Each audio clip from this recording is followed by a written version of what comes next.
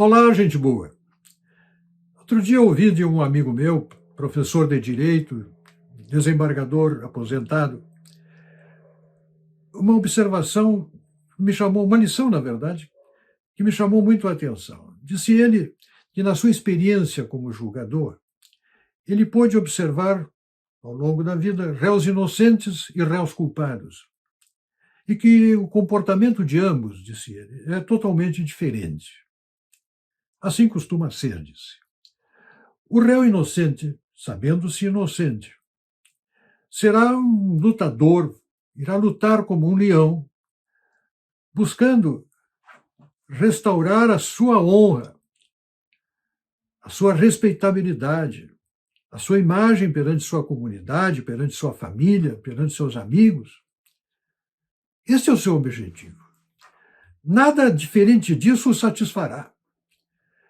Então ele e o seu advogado lutarão para comprovar que os elementos de prova que a acusação traz são fracos, são débeis, não provam a sua responsabilidade no processo, e que, pelo contrário, os elementos de prova que ele traz são suficientes para fazer prova de que ele não é a pessoa que tinha que estar sentado respondendo esse processo, sob essa acusação. Não é ele, procurem outro, porque isso não diz respeito a mim. Esses elementos não se referem a mim. Eu não fiz, nem sou alguém capaz de fazer isso como prova a história da minha vida, a minha biografia, etc. E por aí vai. O réu culpado disse, não, o réu culpado sabe que é culpado. O advogado dele sabe que ele é culpado. E, portanto, todo o esforço dele, do seu advogado ou advogados, será voltado. Também farão, claro, esse enfrentamento contra os elementos trazidos pela acusação. Mas eles sabem que os seus são frágeis. Portanto, o seu primeiro e seu último argumento será a nulidade do processo, algo que não é impossível de conseguir. E que pode ser obtido em qualquer instância de um julgamento que comece lá na primeira instância, com a possibilidade de a acusação recorrer desta decisão para uma instância superior. E quando acontece isso chegar ao Supremo Tribunal Federal, a decisão sobre a nulidade do processo que ali ocorra é irreversível, e foi isso que aconteceu no caso de Lula.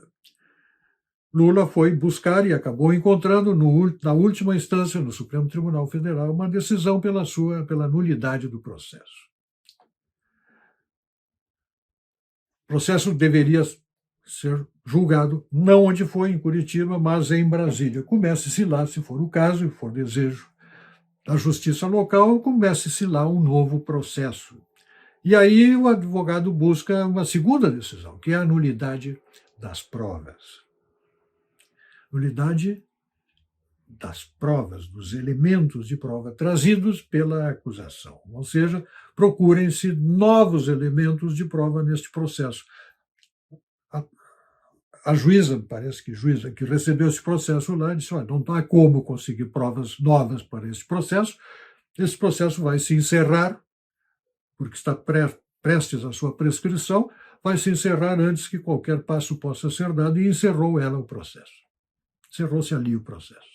Foi assim. Foi assim que aprendi dele que as coisas aconteceram. E por que eu estou trazendo isto agora? Primeiro, para mostrar a diferença de conduta. Claro, Lula, indignado, acabou usando, apesar de sua indignação, acabou usando essa decisão pouco satisfatória para a questão da dignidade, da honra, ou seja, ele não foi declarado inocente, o seu processo foi anulado. Ele escapou da pena por uma anulação do processo e das provas trazidas ao processo. Como se enquadra isto? Com aquela indignação e esta ira que eu vejo estabelecida na sociedade brasileira e não iniciada agora. Como esta dialética entre acusação e defesa, entre culpado e inocente, esta questão da honra alheia, é tratada de modo tão leviana, na política brasileira? Com que facilidade se invade a honra alheia? Especulações são feitas. Veja o que acabou de acontecer agora com a chuva de PIX, que chegaram, comprovado pelo COAF, através de PIX, para ajudar Bolsonaro a pagar as multas do processo, que somaram 17 milhões de reais, 17, não sei, 2 ou 3 milhões de reais, doados por mais de 700 mil doadores. 700 mil, mais de 700 mil doadores. Uma doação média de R$22. Comprovados pelo COAF. Mas vem sendo objeto de especulação contra a honra. O presidente, quando depositou o dinheiro, entrou na sua conta, e faria o que com isso? Se já estava para depósito em conta. Doação espontânea da sociedade. Doação espontânea da sociedade, senhor. Mas passa a ser tratado com coisa suspeita, por mera disputa de natureza política. Quanto pouco respeito pela dignidade alheia. Isto é uma indignidade. Não é assim que as coisas são. Não se faz isso com quem quer que seja. Não se entra neste espaço sem uma ordem judicial que autorize o uso dos adjetivos ou da construção de uma suspeita. Isso não é jornalismo, isso não é conduta de um cidadão responsável. Não se brinca com coisa séria. Pense nisso. Para a maturidade política e moral da sociedade brasileira. Pense nisso. Meu nome é Percival Pugina, quero o meu país de volta. Não solto a ponta da corda. Peço a Deus que abençoe este país e o livre de todo o mal. Amém.